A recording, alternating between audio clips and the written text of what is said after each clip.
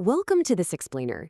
If you've ever looked up at the night sky and thought, where is all this going? Where does humanity actually end up? Well, you're in exactly the right place. Today, we're mapping out the literal roadmap for our long-term destiny in the cosmos.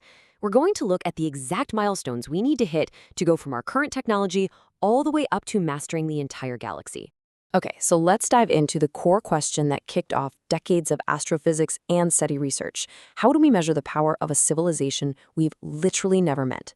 Because think about it, if you're scanning the cosmos, you can't exactly look for space highways or alien skyscrapers. You need a universal metric, something that absolutely universally scales with technological progress.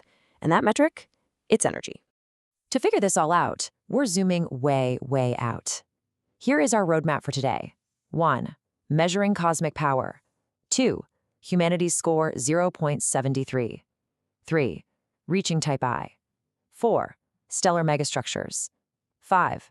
Expanding across the galaxy. And finally, 6. Surviving the Great Filter. All right, let's jump straight into Section 1, Measuring Cosmic Power. Let's establish how scientists actually quantify progress on a scale this massive. It all goes back to 1964. Soviet astronomer Nikolai Kardashev was working on a radio astronomy listening program right in the middle of the Cold War, and he proposed this brilliant framework. He basically realized that as a civilization gets smarter and expands, communicating across these mind-boggling cosmic distances requires exponentially more power. So he tied technological maturity directly to energy consumption.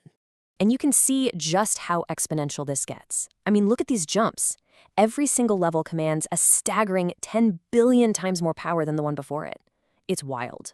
A Type 1 civilization harnesses all, and I mean all, the energy available on its home planet. Type 2, they capture the total output of their parent star. And Type 3, well, they command the staggering energy of an entire galaxy. It is literally the ultimate roadmap of resource mastery. Moving right along to Section 2, humanity's current score, which sits at 0.73. So, where are we on this cosmic leaderboard? Well, using American astronomer Carl Sagan's logarithmic formula, which lets us calculate fractional levels, our current global energy use puts us exactly at 0.73. Yeah, spoiler alert, we haven't even made it to level 1 yet. We're using about 21 terawatts of power globally right now, which sounds like a lot, but to hit a flat 1.0, we'd need to harness roughly 10,000 times more energy than we currently do. The real bottleneck here, it's what we're burning. Right now, a whopping 81% of our global energy mix comes from fossil fuels, dead organic matter. To hit that Type 1 threshold of a planetary civilization, we absolutely cannot just burn more coal or oil. Doing that would trigger total thermodynamic and environmental collapse. We need a massive, systemic, and totally sustainable energy transition. Which brings us to Section 3, Reaching Type I status. How do we actually make that leap from 0.73? We need a completely new technological blueprint. We're talking about stepping off our traditional grid entirely. Imagine vast orbital arrays, space-based solar power, capturing raw, unfiltered 24/7 sunlight and just beaming it straight down to Earth.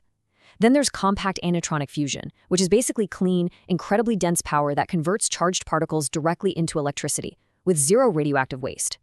And to manage all that juice, we'd need AI-driven smart supergrids constantly balancing the planetary load in real time. But there is a really vital counterweight to all this massive macro-level expansion. It's called the Borrow scale, which is all about micro-mastery. The idea here is that we absolutely cannot build these gigantic planetary megastructures without first mastering matter at the smallest possible levels. Think atoms, genes, and quantum foams. To build ultra-efficient space solar panels or global supergrids, we have to manipulate matter molecularly.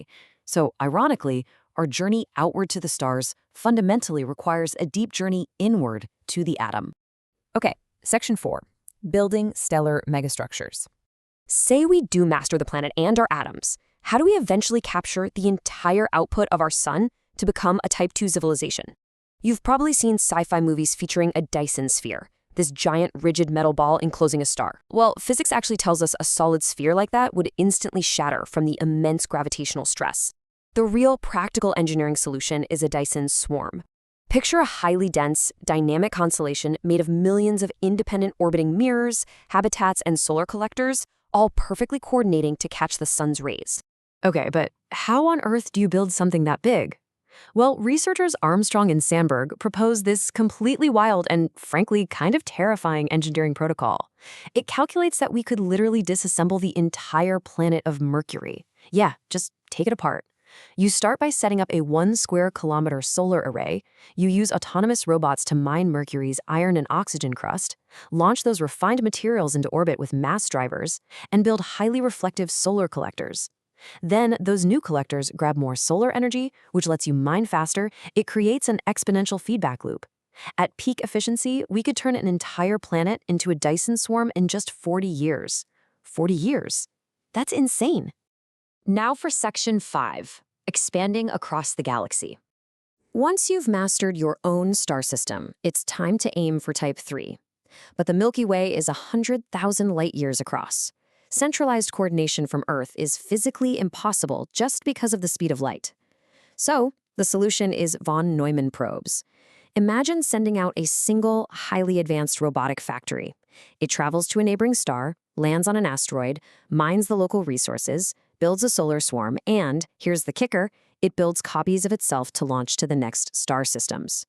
By relying on this exponential replication, an expanding wave of these probes traveling at just 10% the speed of light could theoretically colonize and harness the entire Milky Way in about 500,000 years.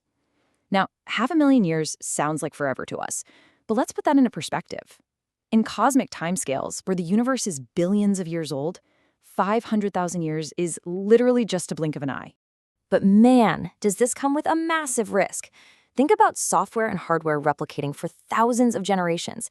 It's going to mutate. A probe might lose its original exploration code and just start infinitely consuming local resources. Researchers actually call this technological cancer. If we want to survive as a Type 3 civilization, our probes would need active defense mechanisms, like strict cryptographic limits on replication and hunter-seeker protocols to suppress mutated swarms before they aggressively strip-mine the galaxy. And that brings us to Section 6, surviving the Great Filter. Because before we can even dream of conquering the stars, we have to survive our own technological adolescence. Think of these existential risks as massive evolutionary boss battles that any civilization has to pass, or else they face extinction or permanent stagnation. This is the Great Filter. As our energy capacity scales up, so does our capacity for self-destruction. Whether it's the threat of a nuclear winter, the accidental release of engineered synthetic pathogens, or just totally losing human agency to highly competitive AI, these are the immediate looming hurdles blocking our path to Type 1. So how do we beat those boss battles? Overcoming these threats requires a total leap in global coordination. Experts suggest a transition to nested systemic governance. Now, that doesn't mean erasing local sovereignty or dissolving countries. It just means integrating our geopolitical frameworks so that planetary-level risks, things like climate engineering, AI alignment, and synthetic biology, are actually managed cohesively on a global scale. We absolutely have to learn how to govern our own planet before we can ever hope to govern a star. Which leaves us with this final, truly chilling thought. If the physics check out and a civilization can conquer a galaxy in a cosmic blink of just 500,000 years, why is the sky so quiet? Where are all the Dyson swarms? This is the famous Fermi paradox. Are we the first to make it this far? Or is the Great Filter just that deadly? The ultimate question for us to answer is this. Will humanity figure out how to pass the filter and take our place as a Type 3 civilization, or are we destined to become just another silent, failed ruin in the dark?